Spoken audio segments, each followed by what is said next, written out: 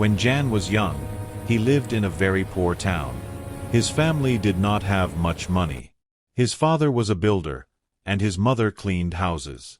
Life was very hard for them. Some days, they had food. Some days, they didn't. When Jan was 16 years old, something even worse happened. His father died, and the family became even poorer. Jan's mother cried every night. She tried her best, but she couldn't take care of everything alone. Jan felt sad and confused. He kept wondering, why is life so unfair to us? When things became too difficult, Jan and his mother decided to move to America, hoping for a better life. They had only a few clothes, some old shoes, and a small bag of food. They did not speak English well. They did not know anyone. But they had hope. They arrived in America with nothing. They lived in a very small apartment. The walls were dirty, the lights were dim, and the neighborhood was unsafe. But Jan kept telling himself, "We will survive. We will find a way." Jan went to school, but school was not easy for him. The kids teased him because he spoke badly. Some laughed at his clothes. Others called him names. But Jan didn't fight. He didn't shout. He just kept walking. He believed that one day, he would prove them wrong. When Jan was 18, he dropped out of college. People told him he was crazy. They said, "How will you get a job? How will you make money? You are making a huge mistake." But Jan didn't listen. He loved computers and wanted to learn on his own. So he spent every day at the library reading books about programming. He practiced on old computers because he could not afford a new one. Jan got a job cleaning the floor at a grocery store. He swept, mopped, and emptied trash cans. It was boring and hard, but he needed money to help his mother. Every night after work, he went back home, opened his old computer, and practiced coding until 2 a.m. He failed many times. His programs crashed. His ideas didn't work. But he never quit. He kept trying again and again, telling himself, "Someday, everything will change." Years passed, and Jan finally got small jobs fixing computers. People started trusting him. They said, "This guy is smart."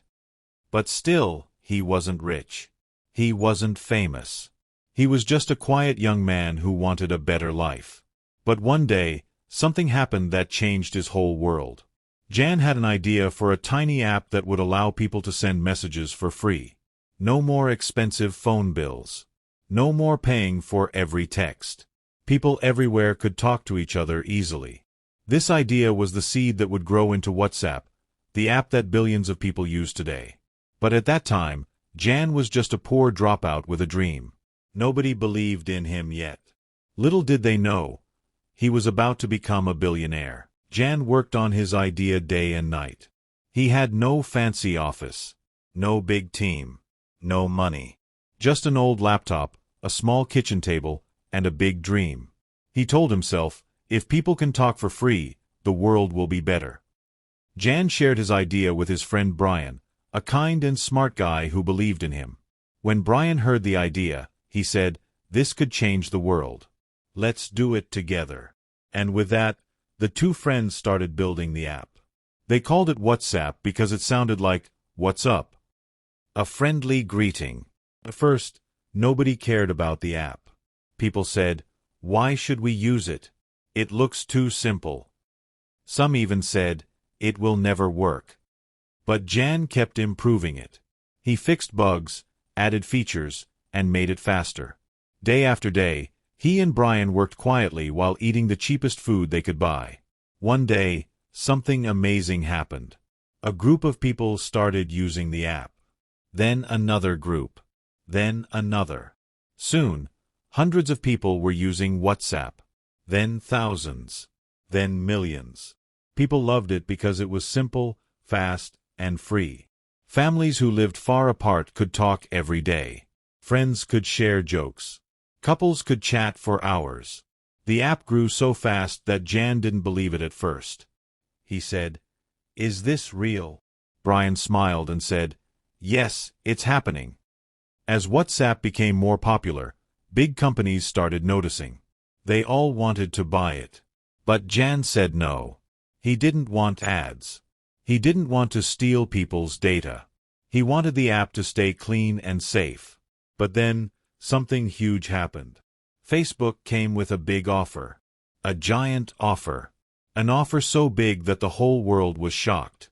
They offered Jan and Brian $19 billion for WhatsApp. Yes, billion, not million. People could not believe it.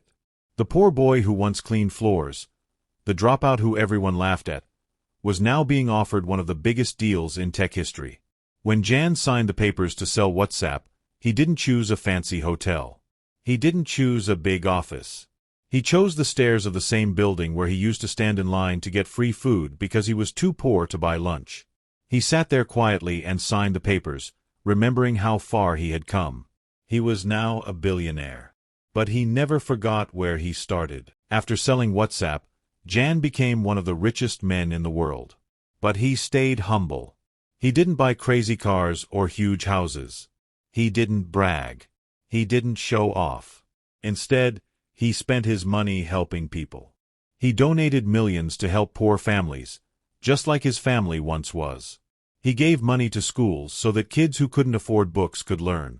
He helped people who were struggling, who felt lost, who felt like they didn't belong, just like he once felt. People kept asking him, "How did you do it? How did a poor boy with nothing become a billionaire?" Jan always gave the same answer: hard work, patience, and never giving up. He reminded people that he was not a genius. He was not born rich. He was not lucky. He was just a boy who didn't quit, even when life tried to break him. Jan's story went viral across the world. Millions of people were inspired by the dropout who changed how the world communicates. Teachers started telling his story. Parents told their kids. Motivational speakers talked about him on stage.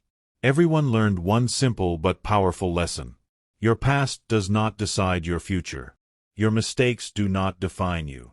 And even if you start with nothing, you can still create something amazing. Today, billions of people use WhatsApp every single day. To laugh, to learn, to connect, to love. And it all started with one poor boy who refused to give up.